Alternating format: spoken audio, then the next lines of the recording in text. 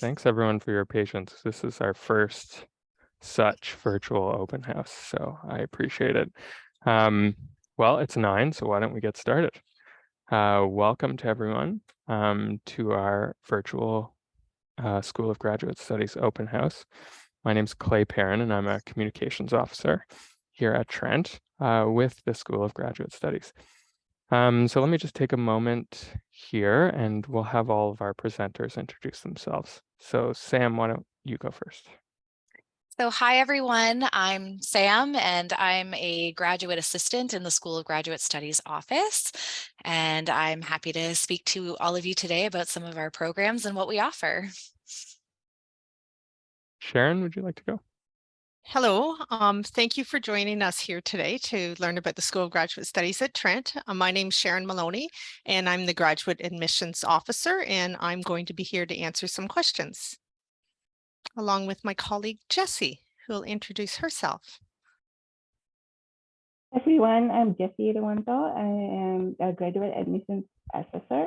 I'm assisting Sharon with a lot of admission-related areas. And yeah, I'm happy to help everyone who have any questions. Please feel free to type in your question in the chat. Thanks, Jessie. So we're going to encourage you to ask your questions in the Q&A at any point, and we'll try to answer. But at the end of the presentation, there will be a live Q&A.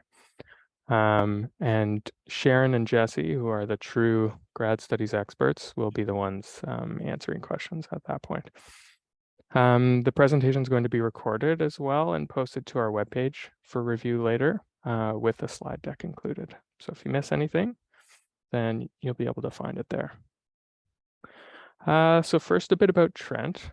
Trent's a small university, and the School of Graduate Studies is also small. And we're a close-knit community. So that means you get to have closer relationships with both faculty and peers, and it also provides pretty interesting research and internship opportunities. Currently, about 40% of our graduate students are international students, representing about 34 countries. And they bring perspectives that we value quite a lot to our academic discussions and contribute significantly to the graduate studies experience here at Trent. So just a little bit about why you might want to choose Trent for grad school. We're unique in a couple of pretty important ways. One is that we're interdisciplinary, and by that, just means that we encourage students to study and incorporate diverse academic fields. So if you're doing an MA in sustainability, you can combine economics, sociology, and incorporate the intersection of those disciplines into your thesis.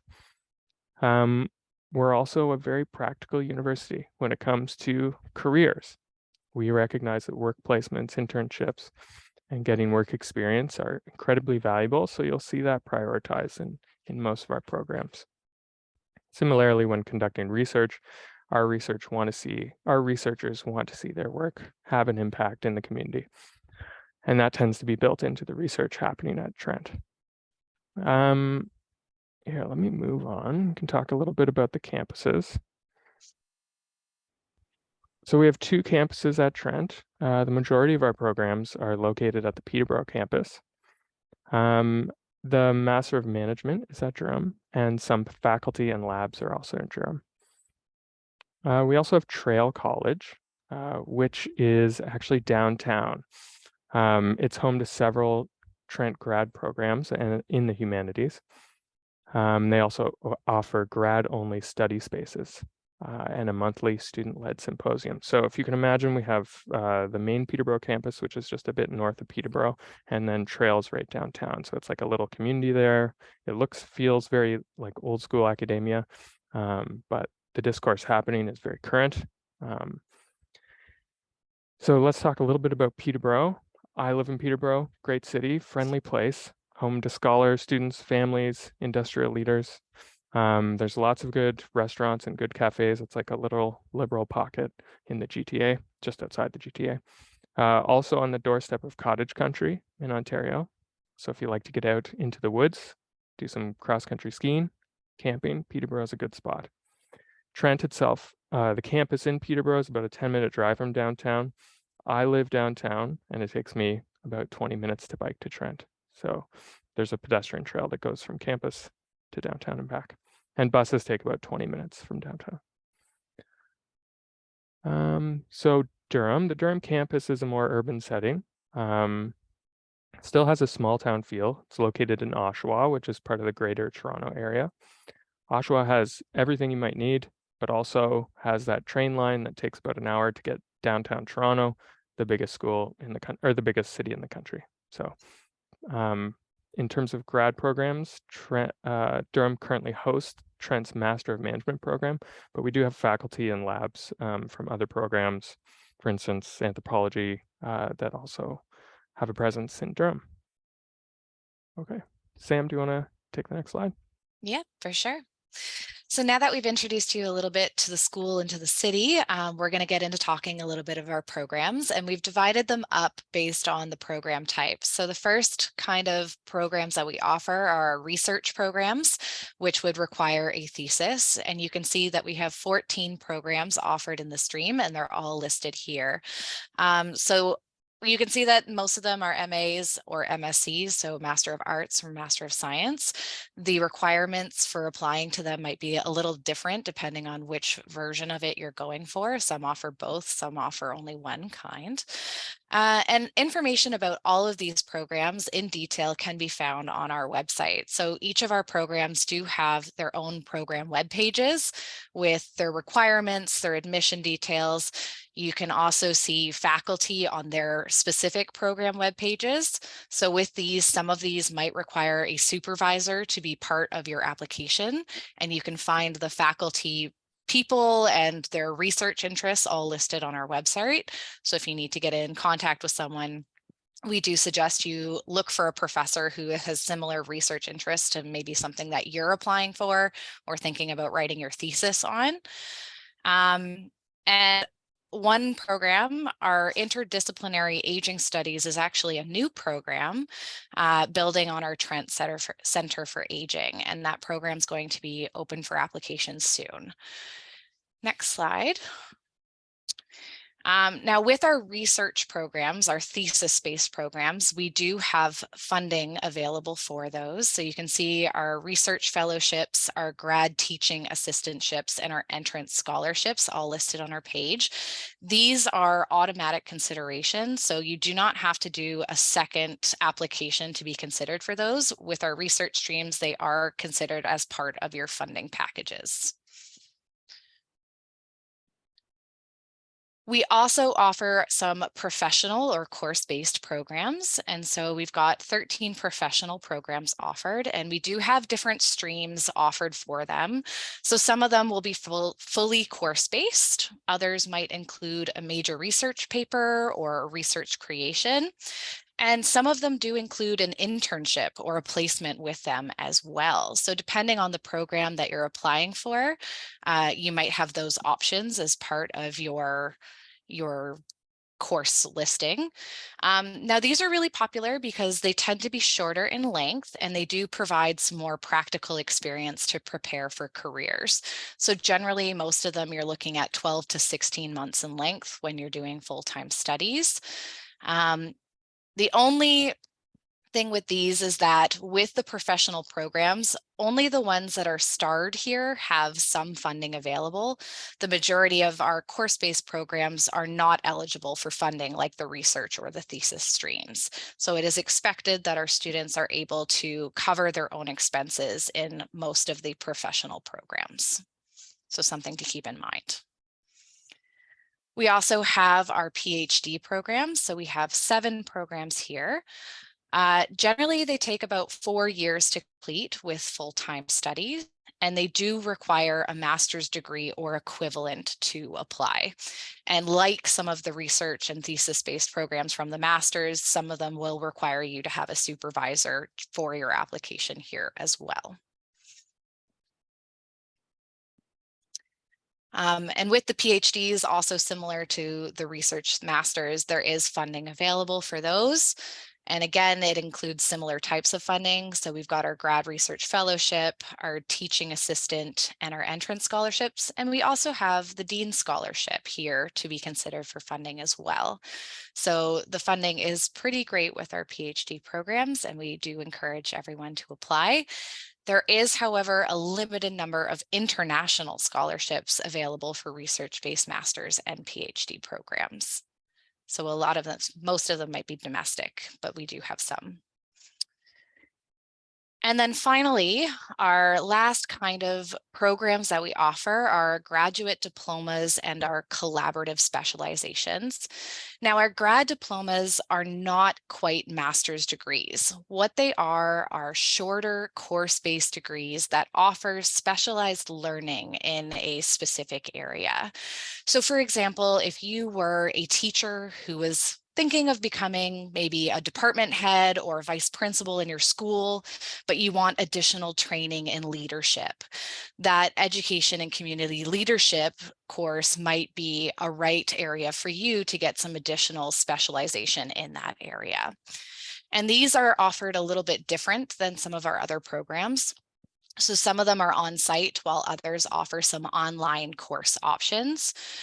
So for example, again, education and community leadership requires on-site classes and is part-time only and generally only for domestic students and takes about 1 to 2 years to complete. Whereas the bioenvironmental monitoring program is 8 months and offers online courses. So for those, again, we do suggest you take a look at our websites and check out the requirements for each one because they might be different for each program depending on which one that you are applying for. The Dementia Studies program is a new program as well. This one is going to be coming September of next year. It will be 20 months part-time and it includes a practicum, which is kind of cool. Our collaborative specializations, these are not standalone grad programs, but they are courses, a half-credit course, which you would take during your program that you've applied for.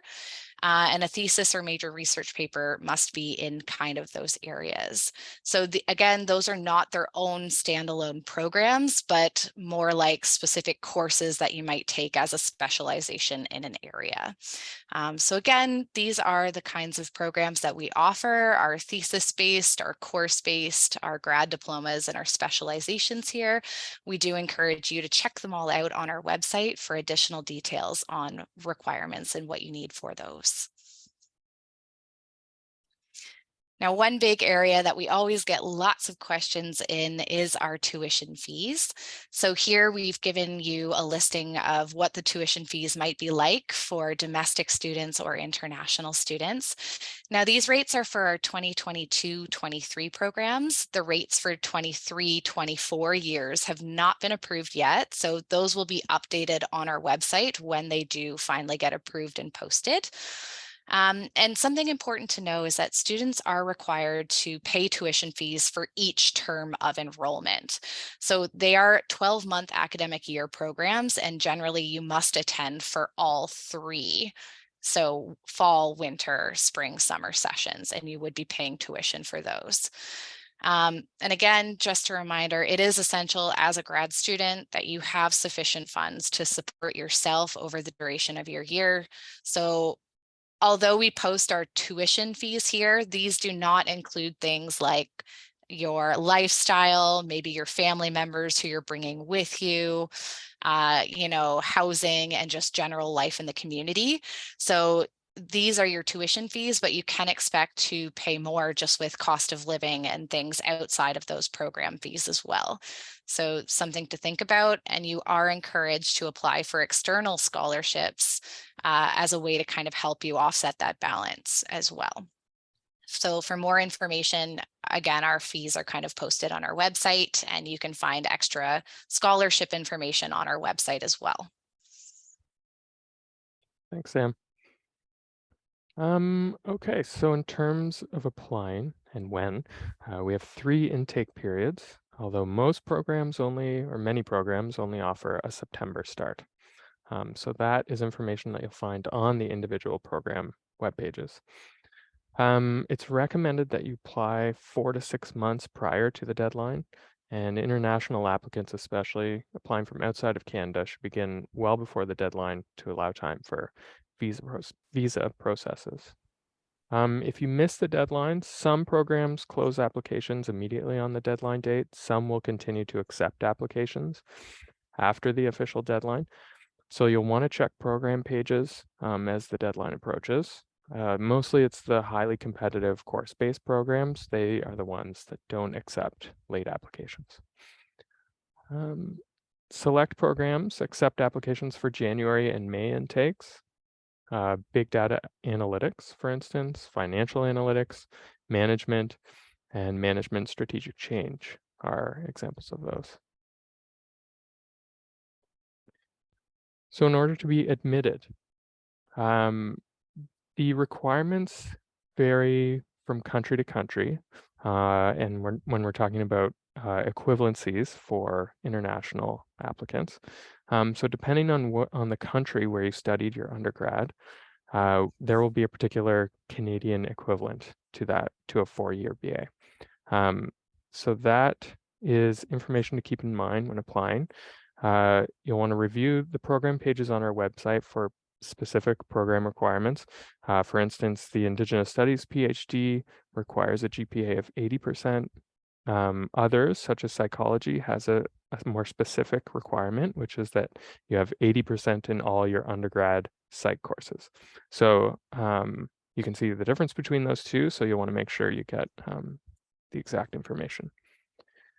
We're unable to provide a grade conversion until the applicant has applied. So until you've applied, paid your application fee, and uploaded official transcripts. So there's really no way to know for sure ahead of time if you'll be admitted. You've got to go through the entire process. For English proficiency, it's required for all applicants who completed post-secondary outside of Canada. You've got to complete a proficiency requirement. We recommend that you meet the requirements before you apply. The most common that we see is IELTS, I-E-L-T-S, but we accept any of those that you can see on your screen. Can you get admitted without the English proficiency requirements? Sometimes, if you've successfully completed 2 or more years of post-secondary at a university where the primary language of instruction is English, within the last 2 years. So the School of Graduate Studies prepared to consider alternative proof of English language proficiency as an official, such as an official transcript or official letter from the post-secondary institution.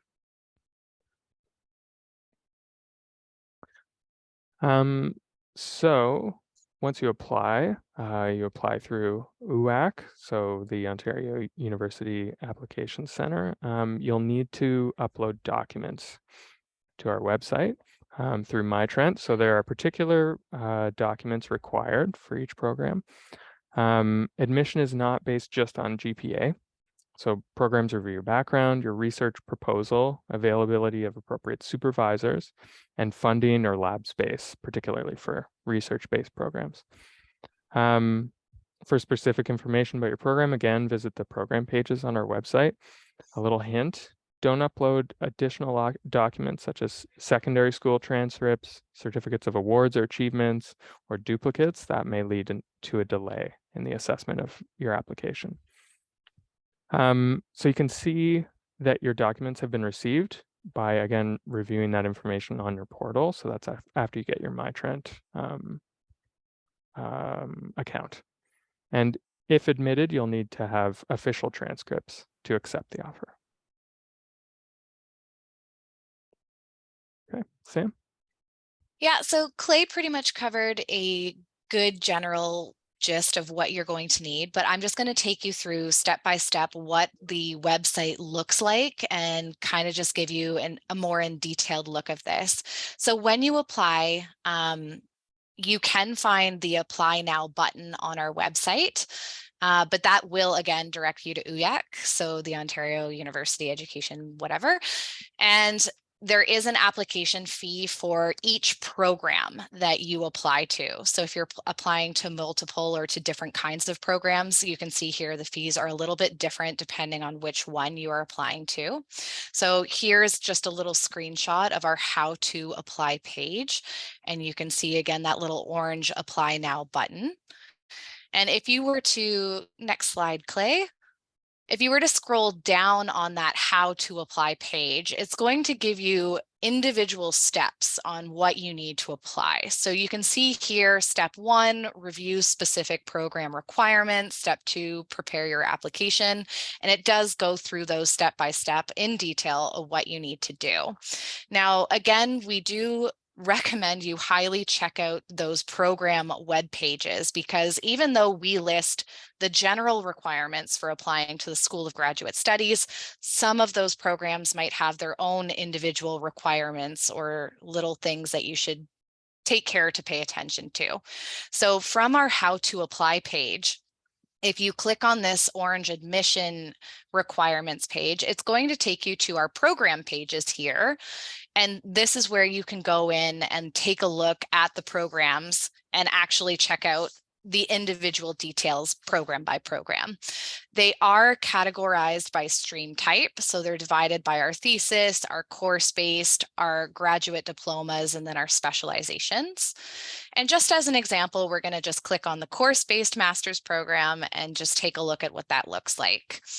So when you click on it, it will take you into a screen that shows you all of the available programs that have a professional or course-based stream. So you can see they're all listed here by their titles. And as an example, again, we're going to click into one of the programs here. And when you click into the individual program, it's going to take you into their screen, which will show you their program descriptions, the intakes they offer. So if they take only September students, if they accept May or January applications, as well as the length of time it takes to complete the program, and then their individual requirements. Also, the little orange web link at the top will take you to the program web pages page, and that's where you would find the faculty if you were looking for someone like a supervisor and you were interested in finding out who they were. So you can drill into their page even further by clicking on their own website link. Okay. They're also going to list your additional requirements, such as your language proficiency, your transcripts, and any other documents that are relevant to your application. For international applications, you can also click on the little orange at the bottom, international applications, for any other detail for international specific requirements. Okay. Once you have reviewed all of the information from the program web pages, you've kind of got a sense of exactly what documents you need to apply, and you're then ready. Then you would return to that how apply page, and you can click on that giant orange button that says start your application now to take you to OYAC website and begin your application. So we don't do the applications directly on our own website. It is on the Ontario University's Application Center, and you do have to do your application here. It is going to require you to create a username and a password. And it's important to remember those login details as well, because you'll need that same email later again for your MyTrent credentials. The application takes about an hour to complete. So make sure when you're ready to apply, you set aside some good time to work on it and fill it in properly. So when you've created your username and your password, when you want to go look at the programs, it is going to ask you to choose your status in Canada, whether you're a domestic or international student, a permanent resident. If you're not in Canada at the time and you're not a citizen or a resident yet, you're going to apply with no status. So you're not going to have a status yet until after you get all of your visa requirements and get here. So you just apply with no status. Next slide. And then once you go into that screen, you've picked your status, you can see our programs that are available. So this is not a full list, this is just a screenshot of the first half. Again, there is a fee applied for each choice. You can apply to 2 different ones with 1 application. Our interdisciplinary aging studies is not up there yet, but it will be coming in the following months. So if you're interested in that program, you'll need to keep checking for updates. Hopefully in the next couple of months, it's approved and posted. And then once you've chosen your program, you just follow the steps on the application system to complete your application and get it submitted to Trent. So one thing to keep in mind that's important, when you submit your application here, Trent does not receive it right away. So it takes a bit of time for the OUAC to process your application and process your fee. And then once they have processed your fee, then we get your application in our system. So it can take approximately 5 business days, sometimes a little bit more, before we get your application after you've submitted it. Okay. Right, so next you will receive an acknowledgement email, and that email will include your Trent credentials, and it will give you access to the My Trent portal.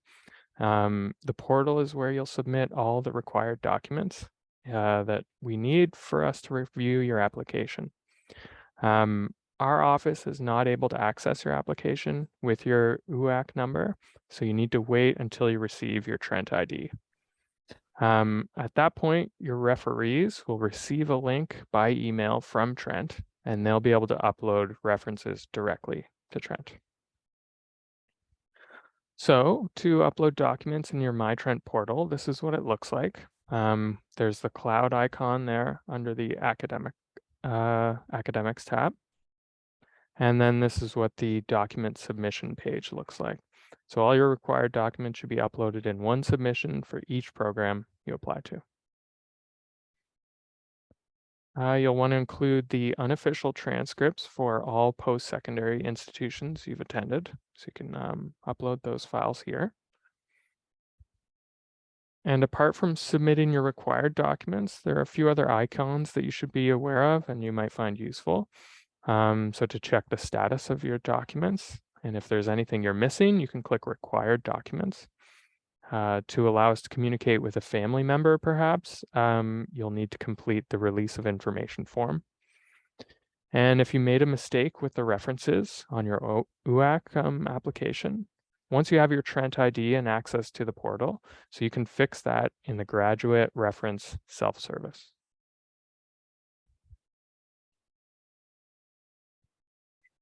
So again, just to kind of summarize everything we've been saying, here's just a quick summary of how to apply and the steps that you should take. So following this process and making sure that you have all of the correct documents, that you're uploading everything by the deadlines and getting everything that you need in, this will allow our programs to be able to review your submission within a timely response. Next slide. Now, one thing about the admission decisions, the admission decisions are not made by the School of Graduate Studies. They are made by the individual programs. So once we receive your application and all of your documents and you've handed everything in, then your portfolio goes to the programs for review. And the length of time for when you're going to get a response is going to be very different. It's not going to happen necessarily right when you apply and hand everything in. Some of our programs might wait until the deadline closes before reviewing their applications. Some of them might get them and review them right away. And they also have 3 different intake periods. So if you're applying for May and it's August, it might be a bit of time before you hear back. So don't panic if you don't get a response from the programs right away about your application. You will receive an email when the admission decision has been made, and those admission decisions are final, okay? Offers will continue generally until all the spots in the program are full. So until you get that email from the school, from us stating what the application decision is, your application is open and under consideration. So just keep that in mind. Okay. Now, if after this presentation you do come up with some other questions that maybe you didn't get answered, or you think of something later, this is our contact information for the School of Graduate Studies. So feel free to drop us an email or give us a call anytime. We are here Monday to Friday, 9 to 4 generally. So those are our hours, and we're happy to give you guys a response if you think of anything else that you'd like to know. Next slide. For our international people, if you do have any international based questions that you can think of, so anything regarding pre-arrival support, maybe the health insurance available for international students, if there's any international workshops, or if you need maybe advising or support during your visa or study permit processes, please reach out to our Trent International. So their contact information is here. They are a fantastic resource that have been helping international students for a while getting all of their stuff together and ready. So please feel free, if you're international outside of Canada, if you need that support, to reach out as well. So that's pretty much everything that Clay and I have for you on just generally what we offer here with the School of Graduate Studies and how to apply. So we're going to pass over the torch now to Sharon and Jesse to answer any questions that you guys might have. So thanks for listening, and Sharon and Jesse, you guys can take it away. Thanks very much. So I'm just we're going to just kind of go through some questions that we haven't had a chance to answer yet. And if you have more questions, please put them in the Q&A and we'll get to them as well. So I'm just going to start with answering a question from Paul, who's inquiring about looking for a supervisor and has a very specific program plan or research plan that they are interested in following. So I have two suggestions for you, Paul. I think, first of all, if you know which PhD program that you're most likely interested in, and I'm thinking you probably want to start with the Environmental and Life Sciences program, you can, as you've mentioned, go to that program page and check and look through the faculty members to see who has a research interest that is similar to yours. And this is a general answer for everyone. And then when you're looking, once you find a supervisor who has a topic that you're interested in, we suggest you read some of their articles, really kind of get to understand what their research is about, and then reach out to them with a professional email to introduce yourself and find out if they are taking students, and let them know what you are interested in researching. Secondly, I would suggest to Paul in particular, because he has a particular research interest in mind, that he could reach out to the Environmental and Life Sciences program coordinator, Linda, and we'll put her name in the chat, and let her know a little bit about what it is you're doing, and she can, or what you're interested in studying, and she can maybe reach out to some of the supervisors or give you an idea of which of the faculty might become a good choice for you to reach out to find out more about whether or not they're interested in taking you on as a student. So I hope that helps. Jesse, did you want to take the next question? Sure. So the next question is from Jessica. She's asking, what should you do if faculty directors do not apply to your email? I think I would recommend to try to email them again or call them directly. And you can also contact the program admin, and they might be able to tell you if they are available. Is there any other recommendation you would say, Sharon?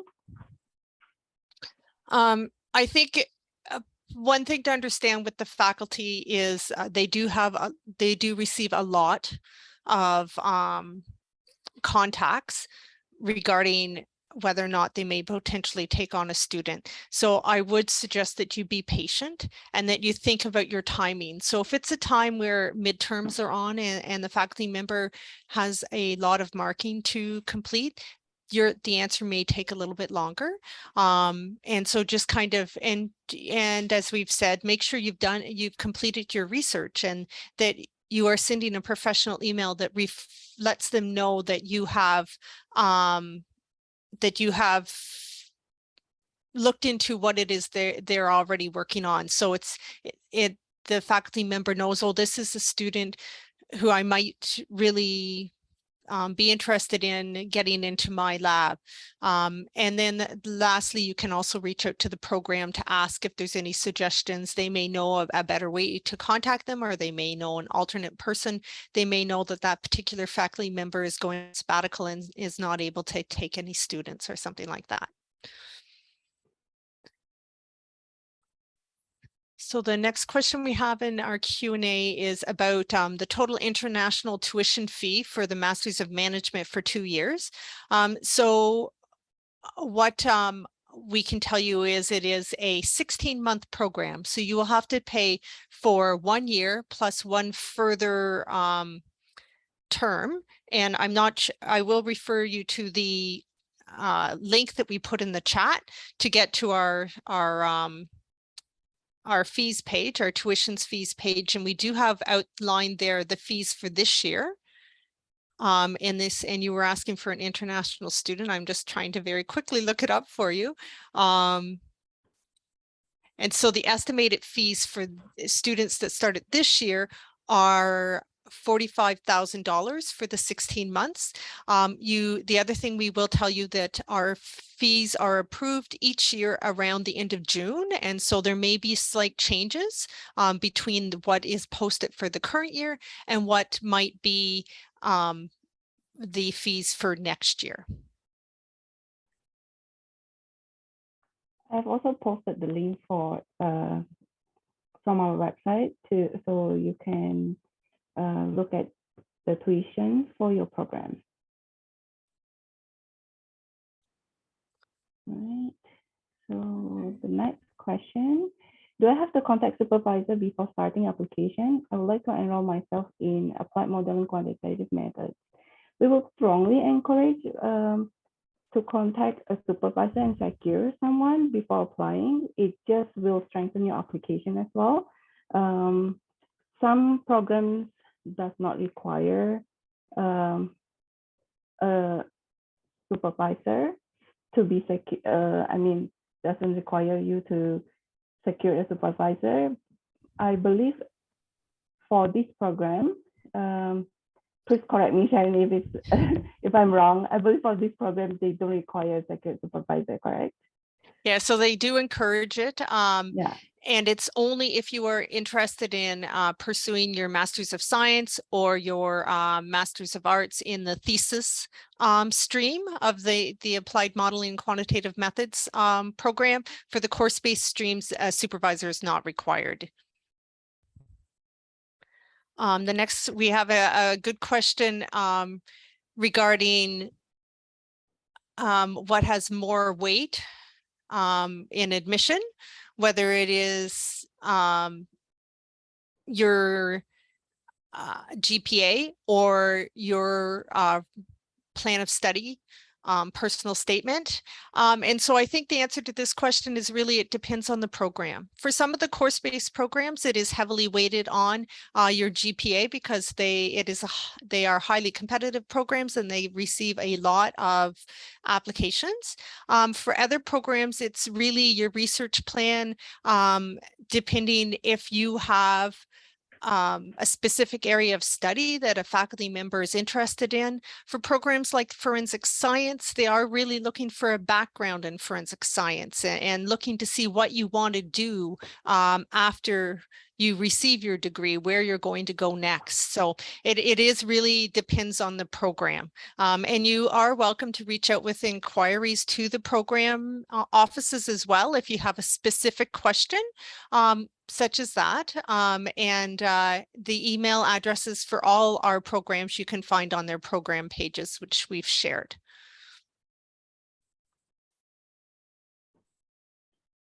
So the next question is English proficiency compulsory for international students who were taught in English. So if you have completed your education in English for the last 2 years of study, School of Graduate Studies at Trent, it will accept alternative documents. So you will need to provide a letter from your university and stated that the medium of language is English.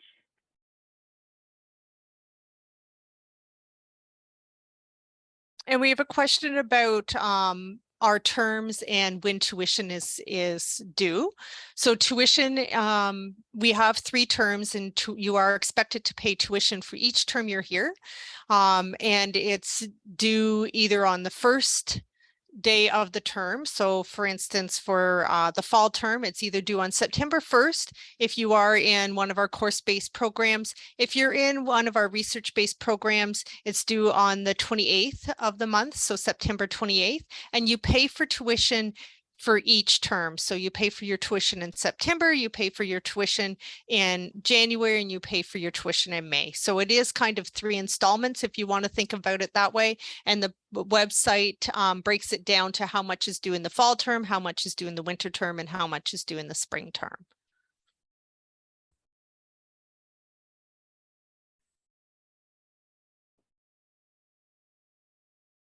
The next question is, what documents necessary for all applications?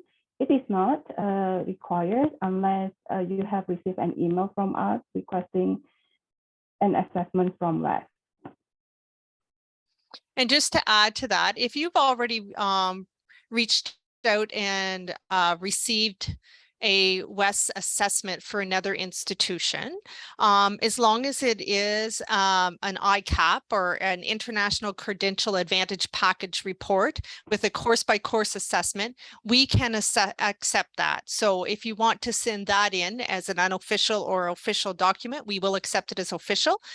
We do want to caution you that once we receive the official document from WES, or the unofficial one that you upload, we do complete our own assessment. So WES has certain guidelines that they follow, that the Ontario universities follow different guidelines.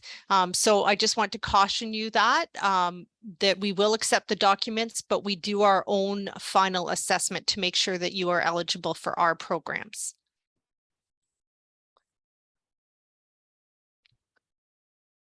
And there's a question about a program-specific PhD session where you'd like to speak to the, in particular, the interdisciplinary social research program team. And so we do not have an online program-specific session planned. We do have our upcoming in-person open house if you happen to be in the area, and that is on Monday, November the 7th. And I don't know if we can maybe pop the details there, Sam, in the chat. Otherwise, what I would suggest is that you reach out to the program office. So the email address that you can find on our website, or we'll pop that into the chat as well for you, Angie, and let them know what you'd like to find out about. And either Christine, who works in the office, can answer you, or she can put you in touch with the director or the appropriate faculty member.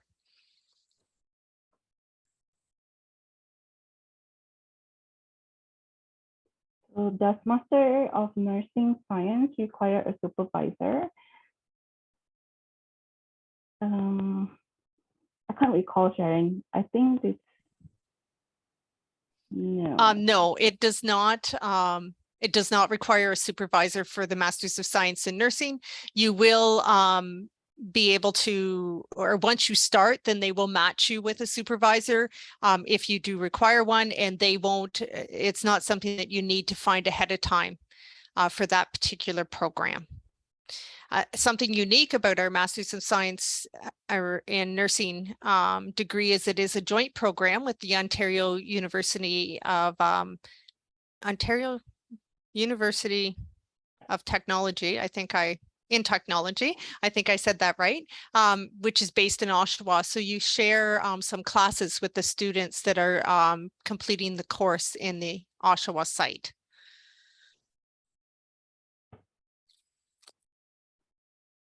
Okay, so question from Jessica. I completed my undergraduate studies in a country where English is the medium of communication, and I have English proficiency letter from my school. can I apply without English proficiency test? So in this case, when you submitted and uploaded your letter proficiency from your school to the portal, the program will review it, and if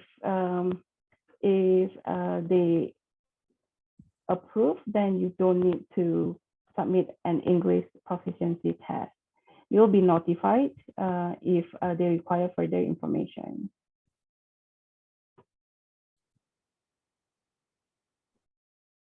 So there's a question about I've applied previously and I submitted my official documents in the past. Do I need to submit them again? So generally, we only retain official documents for applicants for 1 year from the time that you have applied. It's to protect your privacy. We don't like to keep official documents and old documents here if you have not joined us. So you would need to resubmit. Just a reminder that when you are applying for the program, it does not need to be an official transcript that you upload. So you can upload your official transcript, and if you are accepted or given an offer of admission, then at that time you would need to obtain your official transcripts. And then there's a question about your visa. And you're wondering about some kind of support if you have questions about your visa. And so we would direct you to our international program. Jessica Evans is our international advisor, and you can reach her by email, and we will put that in the chat as well, if I could get one of my colleagues to do that. Her email address is internationaladvising@trentu.ca, and she is able to answer questions specifically about immigrations and study permits. And application fees is your next question, wondering about if you, I think it's, I'm not sure if you're asking about whether application waiver policy. I'm not sure if you're asking if there's a way to apply without doing completing an application, and the answer to that is no, that the application through the Ontario University Application Centre includes all the pertinent information that we require to be able to start your application at Trent. And there is a fee for every application, and it is non-refundable and it cannot be waived. It is paid through to the University Application Centre, and it must be paid in order for them to process the application and forward the application to our office. And best of luck with you. I see you're looking for the IDSR program. It's a very popular PhD program here at Trent. Oh, I think my queue jumped a little bit. 1 second. So how much is the deposit to keep our seat in the program? So the amount varies, depends on if you are a domestic student or international student. When you get your letter of offer, it will be listed there. Please read it carefully, and it has the instruction on how to pay as well, and how to where to go on our website to make the payment as well.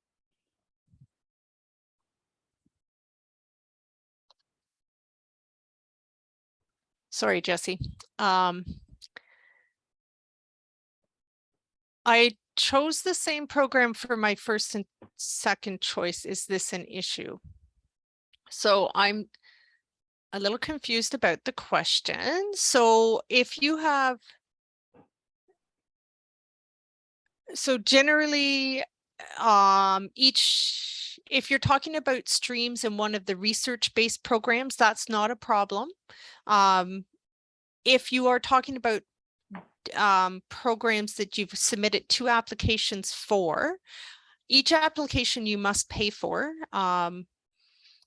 And so it's unusual for someone to apply to the same program twice. So I'm a little bit confused. If you want to elaborate a little bit again in the Q&A, we'll try to get to your question, okay? So I'll maybe move on to the next question, which is asking about study gaps. Is a study gap okay? after I have completed my undergrad in 2007, I've been working in the banking sector. Will that affect my application? Typically, no. Many of our students are mature students. Many students do complete their undergrad and then start their careers and want to come back and build on it. Many students complete their masters and may work for a while before they decide to come back to their PhD. So generally a gap is not a problem. We will be looking at your GPAs from your undergrad studies or your masters, depending what you're applying for. And you will be able to add, oftentimes your CV is requested, and you will be able to add in your plan of study or research plan or your personal statement, kind of what you've been doing since you graduated and why you're coming back to school now and why you're a good fit for the program. The next question, are there part-time options rather than full-time? If so, will the information will be stated on specific program website? So depends on programs. Some programs offer part-time and some program offers both, and some programs only offer full-time. Yes, this information is available on the specific program website, so I encourage you to browse this information on the program specific website.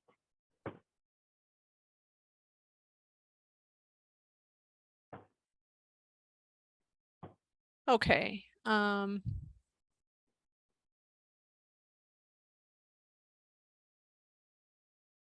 Oh, so there's a question, I think, in regards to deposit. How will I know in advance if our inscription requires a fee deposit after getting accepted? So generally, when you receive a letter of offer of admission, it will outline what the amount of the fee is, or of the tuition deposit is, and when it's due. So generally it's due about 3 months before the start of your term. And as Jesse said, it depends on the program, whether or not one's required, and on your status in Canada, the amount of the deposit. So you'll find that out in your admission letter.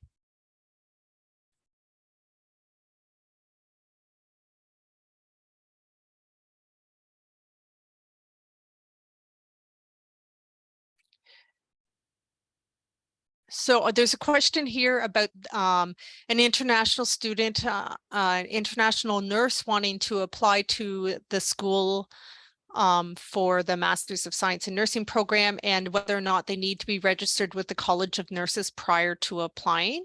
And I believe the answer is no. You do need to be a registered professional nurse in your country applying from. But what I'm going to suggest is that you contact the program directly to ask for some more questions about that. But I believe the answer is no. And I'm sorry, I might let Jesse answer the next couple, and I'm going to pop some contact information into the chat because I think I owe you maybe some contact information for some of our programs. So I'll let Jesse take over this for a minute. Yeah. Next question, application fee waiver. Unfortunately, application fee is not, you can't waive it. The fee is payable to OUAC when you submit an application, and it's not waivable. Please, how do you secure funding for your graduate studies? Is there application process for that? Sharon, I might need your help on funding, please. Sorry. How do you secure funding for your graduate studies? Is there an application process for that? Sure. So if you are applying to one of our research-based programs that Sam told us about there and outlined the various funding that's available, that is our standard funding. So you do not need to apply for the standard funding. So that, for instance, for a Masters of Science or Masters of Art, there's generally a research fellowship award or something like that, and your graduate teaching assistantship, which here at Trent, if you're in one of those programs, all eligible students are offered a graduate teaching assistantship. They don't have to go through a competitive application process. So that's the first part. If you're looking for scholarships, either you've applied for something that does not have funding included, or you're looking for scholarships that are in addition to the funding we've offered, then yes, you do need to go about applying for those.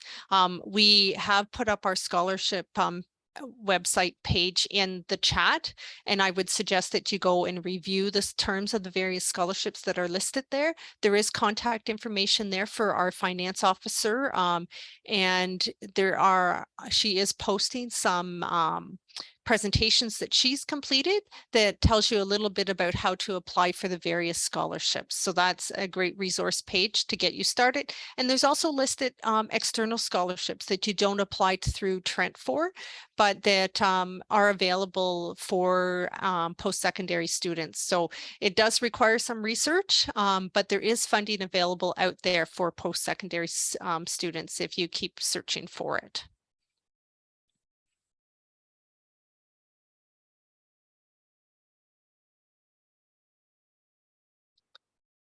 So I think there was a question earlier that I answered as well about the deadline for spring. And I did notice in one of our slides, my apologies, I made an error.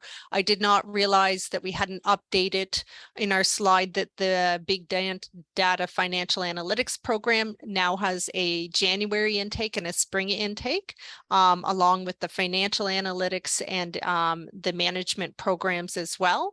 And the deadline to apply for the spring intake for those programs is December the 1st.